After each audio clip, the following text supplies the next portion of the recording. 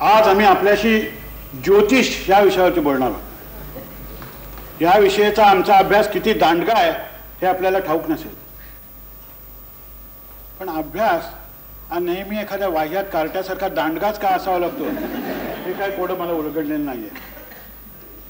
तर सांगायची गोष्ट म्हणजे जगात जे जे घडतं ते विधी घटनेनुसारच घडतं याची आम्हाला खात्री आहे।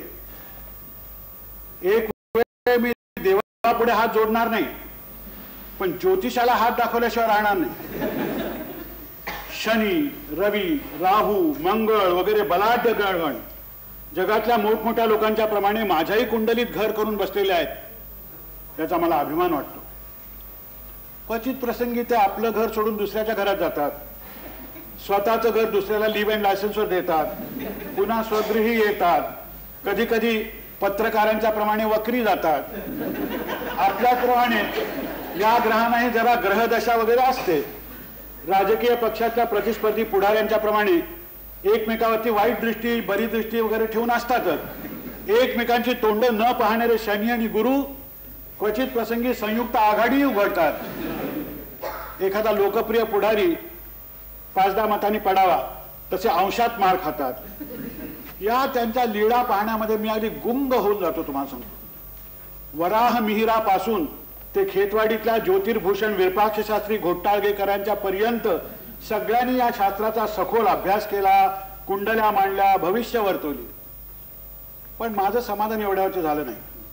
पहिल्यापासून मला कशात तरी नवीन भर घालण्याकडे माझा फार ओढा।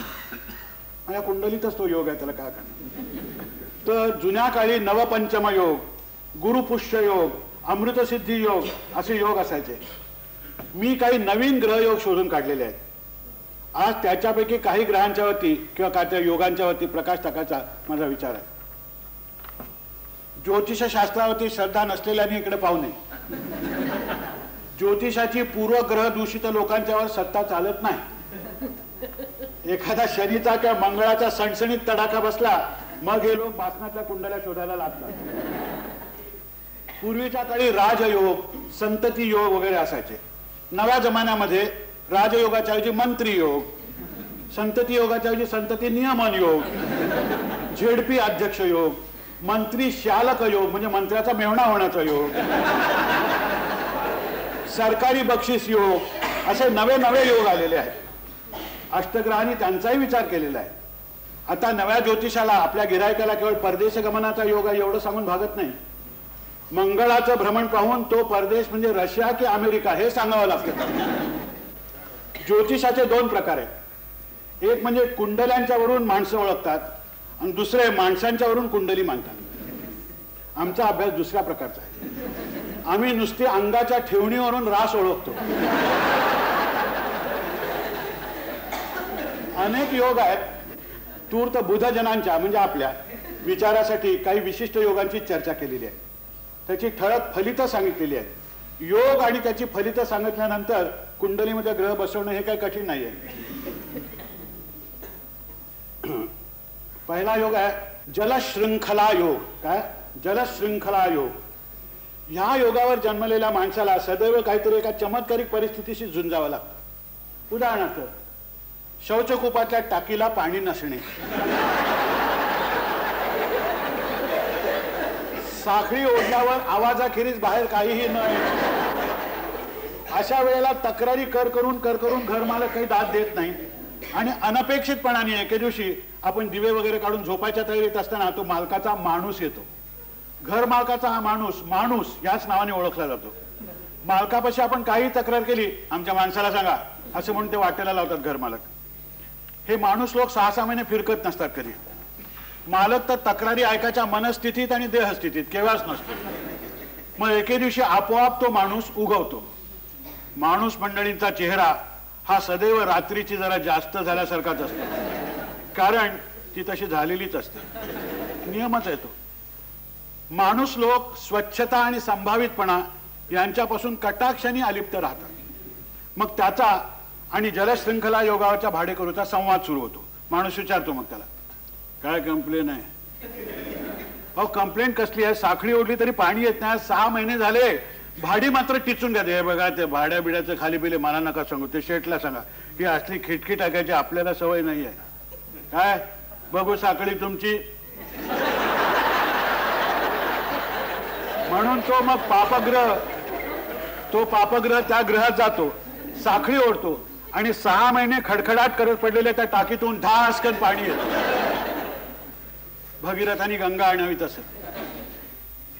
साली टेनन लोकांना सवयच आहे साली खाली पिली उगीच कंप्लेन करायची. हे त्याचं वाक्य आपण कानावरती घ्यायचं नसतं. एकदाच टाकीला पाणी यायला लागलं, या आनंदात आपण झोपतो. दुसऱ्या दिवशी सकाळी आपण साखळी ओढल्यावर पुन्हा खडखडाट. हा जलशृंखला योग. ज्यांच्या कुंडलीत हा योग आहे त्यांना सदैव असल्या कलाटणीला तयार राहावंच लागतं. वॉचमेकर पुढे इमानाने सरकणारा आपण दुरुस्त करायला टाकलेला घड्याळाचा काटा, त्याला 5 रुपये टिकवून वगैरे घरी घड्याळ आणलं की हृदयविकाराने बंद. काय घड्याळ दुरुस्त करता का चेष्टा असं म्हणून त्याच्या पुढे ते घड्याळ ठेवावं, ते तिथे दोन्ही हाताने चालायला लागले. जलशृंखला योग, दुसरं काय. या योगावर जन्मलेल्या लोकांना अशा तऱ्हेच्या प्रसंगांना वारंवार तोंड द्यावं लागतं. शिंप्याकडून सदरा शिवून आणला की वरचं बटन लागत नाही, गळा आवळवतो म्हणून त्याला सांगायला जावं ना, तर तो ते बटन बंद करून आपलं अंगुस्ताना सकट बोट आत घालून कुठे झालंय असं कोण आपल्याला जिरवत. जलशृंखला योग, दुसरं काय. असाच एक दुसरा योग आहे, त्याचं नाव आहे बुट्टी अधिकारी योग. बुट्टी अधिकारी योग, त्याला राष्ट्रभाषेमध्ये तेरी बी चूप मेरी बी चूप योग असंही म्हणतात. म्हणजे काय, आपली प्रकृती ठीक नाही असं सांगून ऑफिसला बुट्टी मारावी. घरातून मात्र नित्याप्रमाणे ऑफिसला जातो असं सांगून निघावं आणि कुठेतरी जाऊन झकासपैकी दुपारच्या शोला सिनेमाला जाऊन बसावं. नेमका आपल्या समोर साहेब बसलेला असतो. बरं, त्याला चुकून बाहेर सटकावं तरी साहेबांनी पाहिलेलं असतं, पण तोही बोलत नाही. कारण इन्स्पेक्शनला म्हणून साहेब बाहेर पडतो, तो हळूच सेक्रेटरी पोरीला घेऊन ते सिनेमाला आलो. पण बुट्टी अधिकारी योगामुळे मधल्यामध्ये आपला सिनेमा बुडतो. इकडे दुसऱ्या दिवशी साहेब मात्र ऑफिसामध्ये चक्क ट्रे मधला आपला घ्या पंत घ्या ना, शेअर करू वगैरे पुढे करतो. ती सेक्रेटरी पोरगी आपल्या डब्यातलं सँडविच वगैरे देते. थोडक्यात म्हणजे हा योग माणसाला दरीपर्यंत नेतो पण खाली ढकलत नाही. संकट असं हुतुतुतुतु करत येतं आणि भिडूला न शिवता परत जात असतं. या नंतरच्या योगाचं नाव आहे अंतःक्रमांक योग.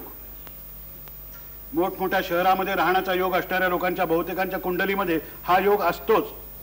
या योगाचे प्रमुख फलित एवं गुण विशिष्ट आहे. म्हणजे काय की क्यू मध्ये अर्धा तास उभं राहिल्यानंतर आपण सरकत जातो, आपला नंबर येतो आणि आपला पाय फळीवर पडला की नीचवतो जगाने उतरले. नंतर 5-6 बसेस तशाच न थांबता जातात. म्हणून मग आपण क्यू सोडून टॅक्सी शोधायला जातो. तेवढ्यात तिकडे चांगली अर्ध्याहून रिकामी असलेली बस येते आणि उरलेला क्यू घेऊन जाते. आणि इकडे टॅक्सी शोधताना लक्षात येतं की आज टॅक्सीवाल्यांचा संप. सिनेमाच्या तिकिटाची खिडकी नेहमी आपल्या तोंडावर बंद होते ती याच योगामुळे. अहो, अशा दुकानामध्ये आपल्याला आवडलेल्या डिझाईनची चप्पल असते पण आपले पाय त्या नंबरचे नसते. सेलमध्ये आपल्या मापाच्या पॅन्टी असतात ना, खलास संपल्या.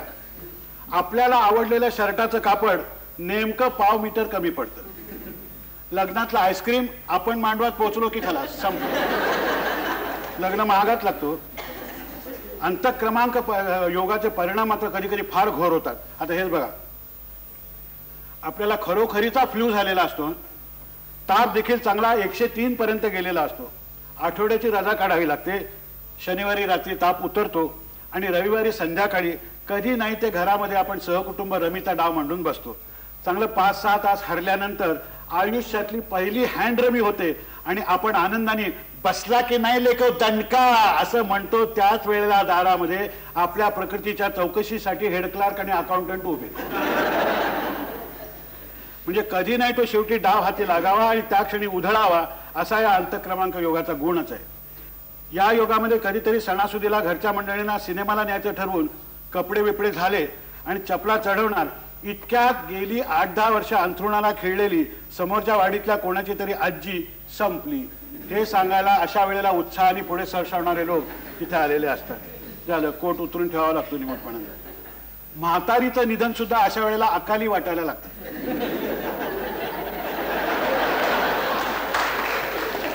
दरवेळेला कोणी म्हातारी मारावीच लागते असं नाहीये. नको असलेले नातलग येतात. अहो, इतरांच्या आंघोळीच्या वेळेला धो धो धो वाहणारा नळ आपल्या डोक्याला साबण लावून झाला आणि डोळ्यामध्ये तिथे शिरायला लागली एकदा तिथे साबणाचे हे की ताबडतोब तो नळ टपक टपक टपक अश्रू ढाळतो आणि बंद पडतो. दोष कुणाचाच नसतो, अंतःक्रमांक योगाचा हा परिणाम आहे. यानंतरचा योग आहे हा जरा लक्षात घेण्यासारखा आहे. या योगाला कनिष्ठ भगिनी योग असं म्हटलं शास्त्रकारांनी निमित्त. कनिष्ठ भगिनी योग म्हणजे काय की वधूपित्यांनी आणलेल्या 2 मुलींच्यापैकी जी पसंत असेल ती पदरात घ्या अशी खुल्ली ऑफर दिलेली असते. पण थोरली दिसायला चांगली असून सुद्धा आपण तिला पसंत केलं तर ती कदाचित आपल्याला नकार देईल. या वाळफळ भीतीने तिच्याहून वर्णाने जरा भलतीच गडद आणि अंगाने बऱ्याच आडव्या असलेल्या तिच्या धाकट्या बहिणीला आपण पसंत करतो. आणि पुढे केव्हा तरी अहो, खरं तर ताईची तुमच्याशीच लग्न करायची किती किती इच्छा होती हे ती कनिष्ठ भगिनी स्वतःच्या मंगळसूत्राशी चाळा करत आपल्याला ऐकवत असते. याला कनिष्ठ भगिनी योग म्हणतात. ही माणसं नोकरी मागायला जाताना शेठनी पगाराची काय अपेक्षा असं विचारल्याबरोबर 200 रुपये मिळण्याची शक्यता असून सुद्धा, ते माहिती असून सुद्धा नाही 150 चालतील असं कबूल करतात. शेठजी खुश हो, मसाल्यानी चाय वगैरे पाजतात. त्याला स्मरून त्या चहाला कनिष्ठ भगिनी योगाची माणसं आयुष्यभर कमी पगारावरच राबतात. हे लोक स्वतःच्या घरातली डोअरबेल वाजवायला देखील भीत असतात. स्वतःच्या घरातच खानावळीचे पैसे द्यायला राहिलेल्या मेंबर सारखे खाली मान घालून जेवत असतात. कनिष्ठ भगिनी योगावर जन्मलेला माणूस हा एकदम पंक्चर होऊनच जन्माला आलेला असतो. असल्या माणसाबद्दल लोक त्याच्या जिवंतपणीच नाही हो, हाडाचा गरीब हो, कोणाच्या आध्यात ना माझ्यात असं तो जिवंत असून सुद्धा काही झाला असं समजूनच बोलत असतात त्याच्यावर. असली माणसं असतात ना ती मुलांच्या चड्ड्यांच्या नाड्या बांधतात, रविवारी कोळीष्टक झाडतात. ह्या योगावरच्या माणसाला खूप बोलावं असं वाटतं पण ते माणसं निघून गेल्यावर सुचतं त्याला. विनोद सुद्धा सुचतो. तो रात्री जेवताना घरी आल्यावर सांगायचं ठरवतोच, पण जेवताना ती भाजी कशाला टाकलीत पानात या प्रश्नानंतर त्याचा विनोद सगळं जिरून जातो तिथे. कनिष्ठ भगिनी योग हा 100तल्या 60% कुंडल्यामध्ये सापडतो. समाजाचा गाडा हा असल्यास गुळगुळीत बॉल बेरिंग वरती चालत असतो. ही माणसं न कुरकुरता दिवस ढकलत असतात. टाकीला पाणी नसलं तर आपणहून बादली ओततात, मालकाकडे तक्रारी वगैरे करत नाही. बुट्टी अधिकारी योगाचा तर यांना कधी पडताळच येत नाही, कारण सुट्टीच्या दिवशी घरी काय करायचं हाच त्यांना तिथे प्रश्न. तिथे बुट्टी कसली आलेली आहे.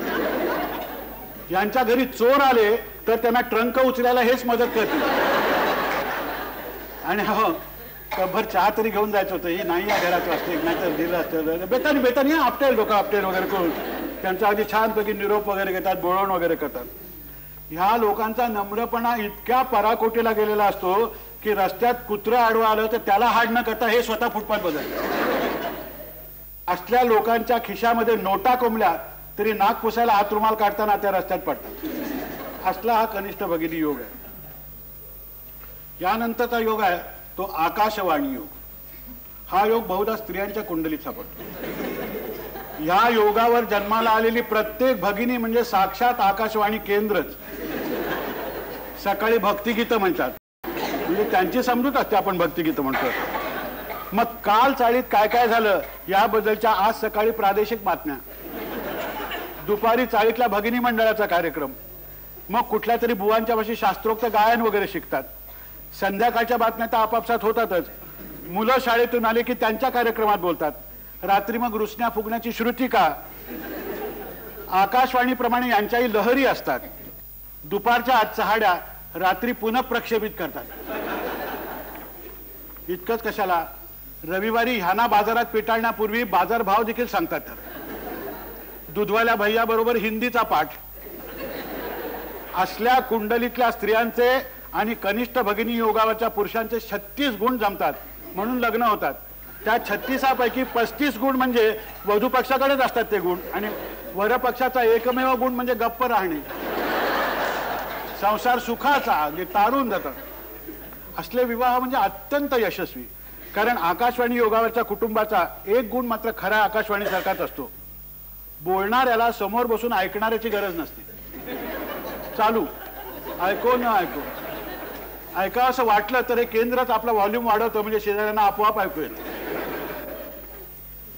हा नंतरचा जो योग आहे तो भलताच आहे, म्हणजे समस्त स्त्री वृंद परपुरुष विवाहित वैषम्य योग. मोठं नाव आहे जरासं. त्याला आपण नुसतंच वैषम्य योग म्हणूया. आता या कुंडलीतले सगळेच ग्रह नीचस्थानी असतात. जगातली प्रत्येक सुंदर स्त्री ही परपुरुषाशी विवाह करून गेलेली आहे असं या योगावर जन्मलेल्या माणसांना वाटत असतं. स्वतःविषयी अफाट गैरसमज हा यांच्या जीवनाचा पायाच आहे.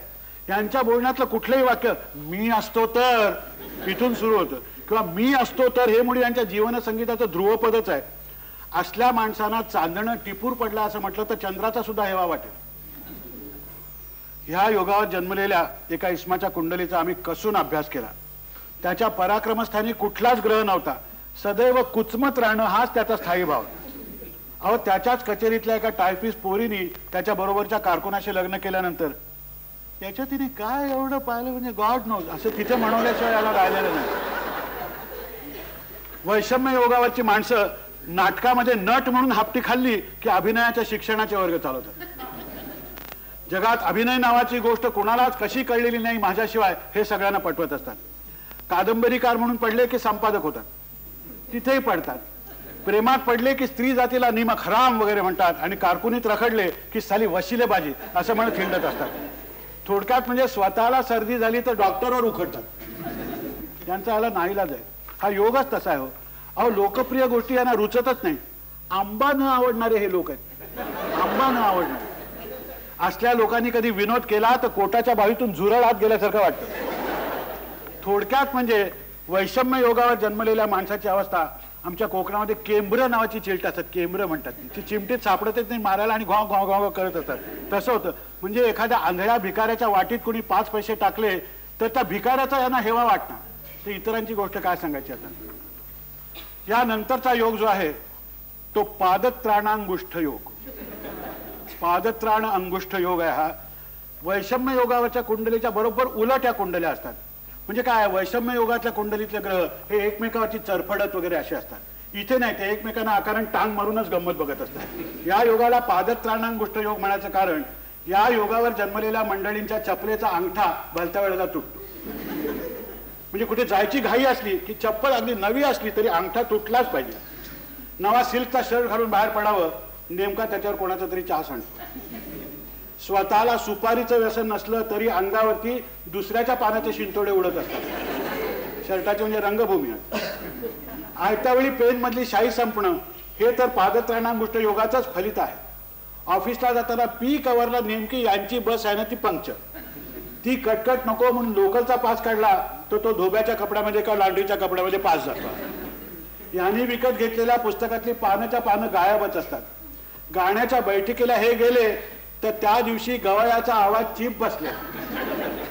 आपण सिनेमाला गेलेल्या वेळेला मोक्याच्या जागी फिल्म तुटायला लागली की ओळखावं की प्रेक्षकामध्ये आज कोणीतरी पादत्राणांगुष्ठ योगाचा मनुष्य आलेला आहे. असं आहे. यांना या योगापासून मुक्तीच नाही हो. हे बघा बिर्याणी का कोरमा खायला मिळेल या हौसेने जर मुसलमान झाले तर दुसऱ्या दिवसापासून रोजे सुरू. असल्या मंडळींनी बाजारहाट टाळावी. बाजारहाट करू नये. कारण ह्यांनी आणलेल्या वांग्याची गोष्ट सोडा, वांग जाऊ दे, यांनी साबणाची वडी आणली तरी त्याच्यात कीड सापडेल.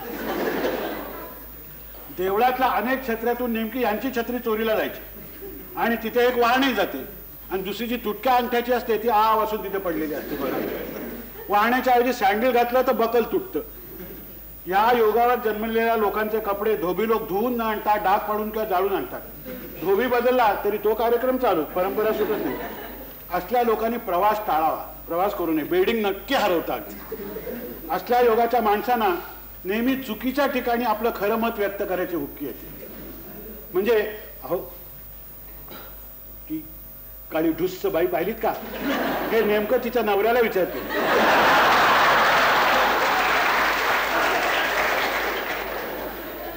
असल्या माणसांना लग्नामध्ये मध्यस्थ म्हणून कधीही नेमू नये मी सांगतो तुम्हाला. कारण ते मुलाच्या बापालाच भटजी समजतील आणि मुलाच्या आईला किती आईस्क्रीम खाल असं विचारून जात. म्हणजे त्यांचा हेतू वाईट नसतो पण जागा चुकतात. मालक असतो साक्षात आलेला त्यालाच म्हणजे भाडे वसुलीचा भैया समजून मालक किती लुच्चा वगैरे त्यालाच असतो. त्यांच्या इतका जीभ चावण्याचा प्रसंग इतरांना क्वचित येत असेल. आयत्या वेळी घोटाळा हे या योगाचं मुख्य फलित. मात्र पादष्टानांगुष्ठ योगाचा लोकांचा पायगुण हा त्यांना स्वतःलाच बाधतो. त्यांचा इतरांना उपद्रव नाहीये.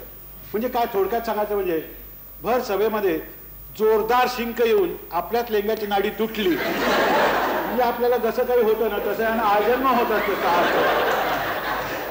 योगच तसा, त्याच्यातून सुटका नाही. या योगाखेरीज मग द्वारघंटिका योग, एकासन योग, विरुद्ध वातायन योग, ठप्प भंगिका योग असे लहानसहान योग आहेतच.